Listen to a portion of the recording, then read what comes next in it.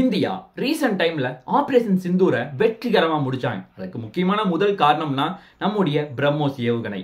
எதிரியினுடைய எல்லா பகுதியும் ஏர்பேஸ் மாதிரி பல பகுதிகள், பில்டிங்கள் எல்லாத்தையும் அடிச்சு நொறுக்கி இருக்கு.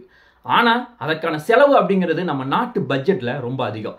அதுவும் கோடிக்கணக்கில் செலவு பண்ற மாதிரி இருக்கு. அப்படின்னா நம்ம அதுக்கு வேற ஏதாவது ஒரு ஆப்ஷன் யோசிக்கணுமே அப்படிங்கிற ஒரு காரணத்துக்காக இஸ்ரேலினுடைய ரோரா அப்படிங்கிற ஒரு முக்கியமான மிசைலை இந்தியா வாங்குறதுக்கான முயற்சிகள் இருக்கு.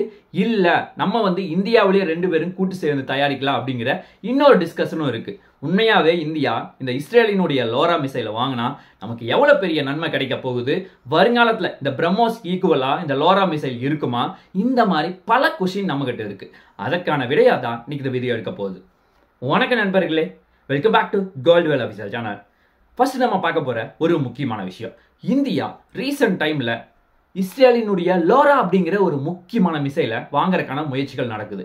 ஆக்சுவலா இந்தியா இதை வாங்குறதுக்கான முக்கியமான காரணம்னா இதை யாரு தயாரிக்கிறாங்க அப்படிங்கிற ஒரு முக்கியமான கொஸ்டின் தான். அதுவும் பர்டிகுலரா இஸ்ரேலினுடைய ஏரோஸ்பேஸ் இண்டஸ்ட்ரி அப்படிங்கிற ஒரு முக்கியமான நிறுவனம் இதை தயாரிக்கிறாங்க. இதை நம்ம சாதாரண ஒரு மிசைல்னே சொல்ல முடியாது, குவாசி பாலிஸ்டிக் மிசைல் அப்படிங்கிற ஒரு முக்கியமான பேர் சொல்லலாம். அதுக்கு காரணம் இது பரபுலா ஷேப்ல போய் எதிரினுடைய எல்லா பகுதிக்கும் போய் அடிக்கிற மாதிரி ஒரு மிகப்பெரிய சக்தி இருக்கு. ஆக்சுவலா இந்த நார்மலா நமக்கு தெரியும் பாலிஸ்டிக் மிசைல் அப்படிங்கிறது வான் பகுதி வரைக்கும் போயிட்டு நம்ம எந்த டைம்ல வேணாலும் டைரக்ஷன் சேஞ்ச் பண்ணலாம். அதாவது நம்ம டிப்ளாய் பண்றதுக்கு முன்னாடியே நம்மளால சேஞ்ச் பண்ண முடியும். அதை தாண்டி மிட்கோஸ் போனாலும் சேஞ்ச் பண்ணலாம். அதாவது 5 to 10 நிமிஷத்துக்கு முன்னாடி கூட ஒரு டைம் நம்ம டைரக்ஷனை சேஞ்ச் பண்ணலாம். அந்த அளவுக்கு ஒரு முக்கியமான பவர் தான் இந்த ஏரோ மிசைல் அப்படிங்கிற ஒரு முக்கியமான மிசைலுக்கு இருக்கு. ஆக்சுவலா இந்தியா இதை முக்கியமா ஃபோக்கஸ் பண்றது நம்ம மேனுவரிங் அப்படிங்கிற சேஞ்ச் பண்ற காரணத்தினால, அதுவும் பர்டிகுலரா என்னுடைய வேகம் எல்லாமே எதிரியா அடிக்கிற அளவுக்கு, அடிச்சு நொறுக்கிற அளவுக்கு ரொம்ப ஷார்ப்பா இருக்கு. அதுவும் பர்டிகுலரா நம்ம இன்னொரு முக்கியமான விஷயம் சொல்லணும்னா, இந்த மாதிரி மிசைலை நம்ம முக்கியமா ஃபோக்கஸ் பண்ற காரணம் எதிரியினுடைய ரேடார்ல சிக்கக்கூடாது. அந்த மாதிரி வேலையை இது சூப்பரா பண்ணுது அப்படிங்கிற ஒரு காரணத்துக்காக இந்தியா இதை சூஸ் பண்றாங்க. அதாவது என்னுடைய ரேஞ்ச் அப்படின்னு பார்த்தா 400 கிலோமீட்டர் சரௌண்டிங்க ஃபுல்லா அடிக்கக்கூடிய பவர் இருக்கு. அதை தாண்டி இதனுடைய வேகம் அப்படிங்கிறது ஒளியை விட 4 to 5 மடங்கு ஜாஸ்தியா இருக்கு. கரெக்டா சொல்லணும்னா மேக் 4 to மேக் 5 அப்படிங்கிற வேகத்துல எதிரியா அழிக்கும். சரியா சொல்லணும் அப்படின்னா 1 மணி நேரத்துல 6174 கிலோமீட்டர் போகுது அப்படின்னா எதிரியை எந்த அளவுக்கு அடிக்க முடியும். அப்போ அந்த அளவுக்கு பவர் இருக்கு. இன்னொரு முக்கியமான சந்தேகம் எல்லாம், நம்ம இங்க இருந்து டிப்ளாய் பண்ணியாச்சு, எதிரினுடைய டைரக்ஷனை நோக்கி போயிட்டு இருக்கு. அது சரியான பாதையில போகுதா இல்ல நம்ம ஏதாவது டைரக்ஷன் சேஞ்ச் பண்ணணுமா அப்படிங்கறத எப்படி கண்டுபிடிப்போம்னா, நம்ம கிட்ட இருக்க மேப் டெக்னாலஜி வச்சு, அதுவும் பர்டிகுலரா ஜிபிஎஸ் அப்படிங்கிற ஒரு முக்கியமான டெக்னாலஜி மூலமா. அந்த ஜிபிஎஸ் என்ன பண்ணும், இப்ப எந்த இடத்துல போயிட்டு இருக்கோம், இந்த பாதை கரெக்டா இருக்கா இல்லையா அப்படிங்கிற ஒரு டிசிஷனை நம்ம உடனடியா, அதாவது ரியல் டைம் டேட்டாவா நமக்கு தொடர்ந்து கொடுத்துட்டே இருக்கும். இது மட்டும் என்னுடைய வேலை கிடையாது, கூடவே INS அப்படிங்கிற ஒரு முக்கியமான சேட்டலைட் இருக்கு. ஆக்சுவலா இதை இனிஷியல் நேவிகேஷன் அப்படின்னு சொல்லுவாங்க. ஆக்சுவலா இது என்ன பண்ணுனா, நம்ம டார்கெட்டை இப்படி போனா கண்டிப்பா நம்மளால அடிக்க முடியுமா, இல்ல ஏதாவது டைரக்ஷன் சேஞ்ச் பண்ணணுமா அப்படிங்கிற ப்ரெடிக்ஷனை அதுவும் கொடுத்துக்கிட்டு இருக்கும். ஆக்சுவலா இந்த ரெண்டுமே அட் அ டைம்ல பண்ற காரணத்தினால நம்மளால நினைச்ச பகுதியை நினைத்த இடத்துல அடிக்க முடியும். அதுதான் இதுல இருக்க ஒரு முக்கியமான பாசிட்டிவா பார்க்கப்படுது. ஆக்சுவலா இந்த ஏரோ மிசைலை எங்க பயன்படுத்தலாம், ஃபர்ஸ்ட் மெயினா லேண்ட் அப்படிங்கிற, அதாவது நிலப்பகுதியில எங்க வேணாலும் நம்மளால ஈஸியா டிப்ளை பண்ண முடியும். ஆக்சுவலா என்னுடைய வெயிட் ரொம்ப கம்மி, காசு கம்மி, இது லட்சக்கணக்கில் செலவு பண்ண வேண்டிய அவசியம் கிடையாது. அதை தாண்டி இது ஈஸியா சின்ன ட்ரக்ல கூட கொண்டு போய் நம்மளால எதிரியா அழிக்க முடியும். அது ஒரு முக்கியமான பாசிட்டிவ். அதே மாதிரியே நம்ம கடற்பகுதியிலையும் இதை யூஸ் பண்ணிக்கலாம். அதாவது எளிதா கொண்டு போய் ஷிப்ல கொண்டு போய் நம்மளால கப்பல் மூலமா எதிரியா அழிக்க முடியும். அதுதான் இதில் இருக்க இன்னொரு முக்கியமான பாசிட்டிவ். ஆக்சுவலா நம்ம ஆல்ரெடி பிரம்மோஸ் மாதிரி ஏவுகணைகள் எதிரிய எல்லா பகுதியிலையும் போய் அழிக்க முடியும். அதுவும் பர்டிகுலரா நிலப்பகுதியா இருந்தாலும் சரி, கடற்பகுதி, வான் பகுதி, சப்மரைன் எல்லா பகுதியிலிருந்து டிப்ளாய் பண்ண முடியும். பட் அங்க இருக்க ஒரு முக்கியமான பிரச்சனைனா அதனுடைய வெயிட் மட்டும் தான் ரொம்ப ஜாஸ்தி. ஆக்சுவலா அது வெயிட் அதிகமா இருக்க காரணத்தினால மிகப்பெரிய ட்ரக் வேணும். அப்படி ட்ரக் வந்துச்சுன்னா நம்மளால கொண்டு அது செட்டப் பண்றதுக்கே ரொம்ப டைம் எடுக்கும். இந்த மாதிரி பல பிரச்சனைகள் இருக்கு. ஆனா இந்த லோரா மாதிரி மிசைல்லாம் ஈஸியா கொண்டு நிறுத்திட்டு உடனடியா நம்மளால டிப்ளாய் பண்ண முடியும். அதுவும் பர்டிகுலரா 10 to 15 நிமிஷத்துல நம்ம எதிரினுடைய டார்கெட்டையே அழிக்க முடியும். அந்த அளவுக்கு பவர் இருக்கு. அதை தாண்டி பிரம்மோஸ் ஏவுகணையில இன்னொரு முக்கியமான பியூட்டி என்னன்னா, அதனுடைய வேகம் மட்டும்தான். ஆக்சுவலா இது வந்து மேக் 2.8 இருந்து மேக் 30 அப்படிங்கிற ஒரு முக்கியமான வேகத்துல செல்லக்கூடிய பவர் இருக்கு. அதாவது சரியா சொல்லணும்னா 1 மணி நேரத்துல 3700 கிலோமீட்டர் போகும். பிரம்மோஸ் ஏவுகணைக்கும் லோரா மிசைலுக்கும் இருக்க ஒரு முக்கியமான டிஃபரன்ஸ் என்னன்னா இதனுடைய ரேஞ்ச் மட்டும்தான். ஏன்னா பிரம்மோஸ் ஏவுகணை இப்ப வரைக்கும் கரண்ட் சிச்சுவேஷன்லயே 800 கிலோமீட்டர் வந்து ஃபுல்லா எதிரியா அழிக்க முடியும். ஆனா அவங்க எக்ஸ்டெண்டட் ரேஞ்ச் அப்படிங்கிற இன்னொரு முக்கியமான ஒரு இதை வந்து ரஷ்யாவும் இந்தியாவும் கூட்டு முயற்சியில தயாரிச்சிட்டு இருக்காங்க. இது வந்து 1500 கிலோமீட்டர் போகக்கூடிய பவர் இருக்கு.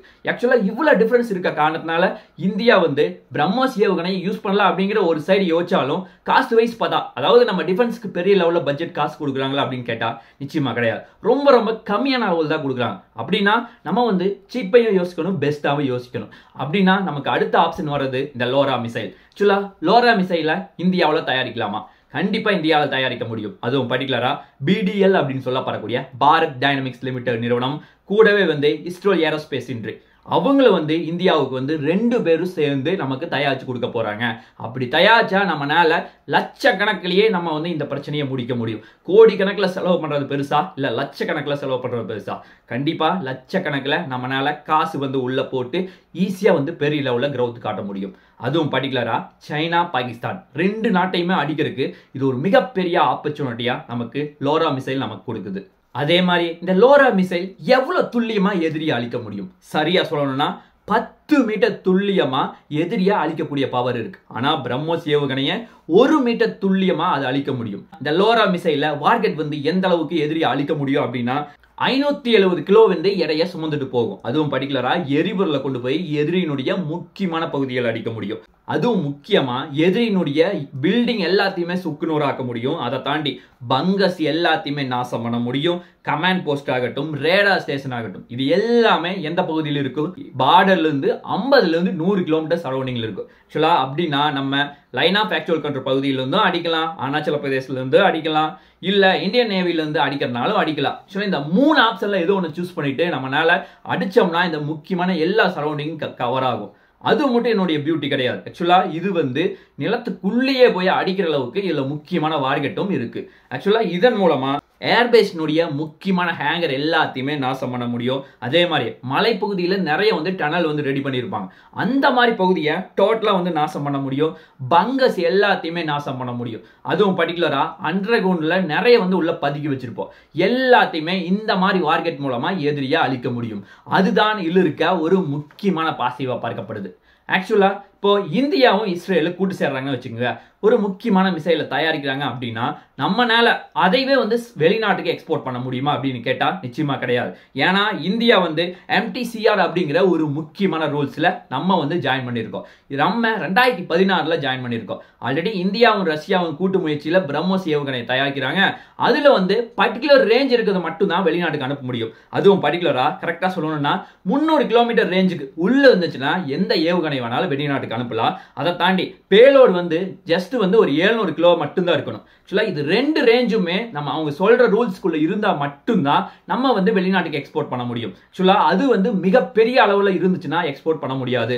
அதாவது சொந்தமா நம்ம வந்து ஓனா வந்து எது தயாரிச்சாலும் அதை வந்து வெளிநாட்டுக்கு எக்ஸ்போர்ட் பண்ண முடியும். பட் இந்த மாதிரி ப்ராடக்ட்டை நம்ம வெளிநாட்டுக்கு, அதாவது 2 நாடு கம்பைன் பண்ணுச்சுன்னா கம்பல்சரி வந்து வெளிநாட்டுக்கு அனுமதிக்க மாட்டாங்க. ஏன்னா அது வந்து பொருளாதார சிக்கல் வரும், நிறைய அரசியல் குழப்பங்கள் வரும், இந்த டெக்னாலஜி எல்லாமே வந்து ஃபுல்லா வந்து ஷேர் ஆயிரும் அப்படிங்கிற ஒரு மிகப்பெரிய அச்சம் இருக்கு. அதனால வந்து இந்த மாதிரி ஒரு ரூல்ஸை கொண்டு வந்திருக்காங்க. அதுல வந்து இந்தியாவும் இணைஞ்சிருக்காங்க. ஆக்சுவலா இதனால வெளிநாட்டுக்கு இதெல்லாம் நம்ம அனுப்ப முடியாது. அதுதான் ஒரு நிதர்சனமான உண்மையா பார்க்கப்படுது. இந்த வீடியோ முடியறதுக்கு முன்னாடி ஒரு முக்கியமான கொஸ்டினோட இதை முடிக்க போறேன். ஆக்சுவலா பிரம்மோஸ் ஏவுகணை பெருசா இல்ல லோரா மிசைல் பெருசா? ஆக்சுவலா எப்பவுமே இந்தியாவுக்கு ரஷ்யா தான் நண்பன். ஆனா இப்ப வந்து நம்ம கூட இஸ்ரேலும் சேர தயாரா இருக்காங்க. நம்ம இதை ஏத்துக்குவோமா இல்ல ரஷ்யா மட்டும் போகுது அப்படின்னு சொல்லி நம்ம ஒரு சைடு வந்து போக போறோமா, இல்ல இந்தியா வந்து வெளிநாட்டுல இருந்து, அதாவது டைரக்டா இஸ்ரேல்ல இருந்து பர்ச்சேஸ் பண்ண போறோமா, இல்ல 2 பேருடைய கூட்டு முயற்சியில இந்தியாவிலேயே தயாரிக்க போறோமா? இதற்கான விடை கூடிய விரைவில் கிடைக்க போகுது. உங்களுடைய பதில கீழே கண்டிப்பா கமெண்ட் லீவ் பண்ணுங்க. பார்க்கலாம் என்ன நடக்குது என்று சொல்லி. நாளைக்கு இன்னொரு நல்ல ஒரு வீடியோவில் உங்களை நான் சந்திக்கிறேன். நன்றி, வணக்கம், தேங்க்யூ, ஜெய் ஹிந்த்.